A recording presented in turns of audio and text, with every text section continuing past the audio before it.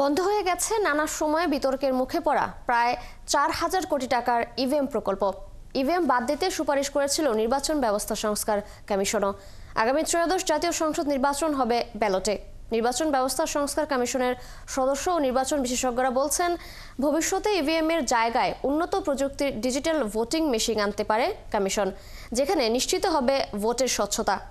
বিস্তারিত ফারজানা আক্তারের প্রতিবেদনে। বাংলাদেশের ভোটের ইতিহাসে বিতর্কিত এক নাম ইভিএম বা ইলেকট্রনিক ভোটিং মেশিন। 2018 সালে ৩,৮২৫ কোটি ২৪ লাখ টাকা ব্যয়ে ইভিএম প্রকল্প হাতে নেয় নির্বাচন কমিশন। সে সময় ১.৫ লাখ ইভিএম কেনা হয়। প্রতিটি ইভিএম কিনতে খরচ হয় ২,৩৫,০০০ টাকা। কয়েক গুণ বেশি দামে কেনা এসব যন্ত্র ১০ বছর নির্বিঘ্নে ব্যবহার করা যাবে বলে প্রকল্প প্রস্তাবে উল্লেখ ছিল, কিন্তু মাত্র ৫ বছরের মাথায় ৭০% ইভিএম নষ্ট হয়ে যায়। গত বছরের জুনে শেষ হয়েছে ইভিএম প্রকল্প। আগামী ত্রয়োদশ জাতীয় সংসদ নির্বাচন হবে ব্যালটে। নির্বাচন ব্যবস্থা সংস্কার কমিশনের সদস্য আব্দুল আলিম বলছেন, ইভিএম নিয়ে নানা সময়ে বিতর্ক ও স্বচ্ছতার অভাবে ইভিএম বাদ দেওয়ার পরামর্শ দিয়েছিল সংস্কার কমিশন। লিলি হালাল বিউটি সোপ, বিএসটিআই কর্তৃক সনদপ্রাপ্ত দেশের প্রথম হালাল বিউটি সোপ, দীপ্তিময় উজ্জ্বল ত্বকের জন্য।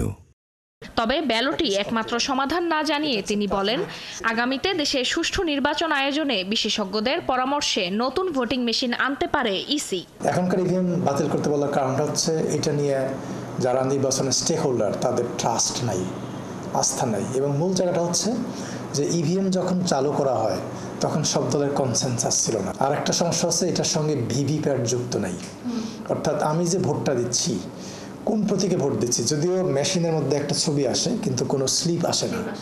হ্যাঁ, এটা একটা দুর্বলতা। ভবিষ্যতে সাউন্ড ইভিএমের প্রস্তাব দিয়েছি, অর্থাৎ যে এমন একটা মেশিন তৈরি করতে হবে যার সঙ্গে ভিভিপ্যাট থাকবে।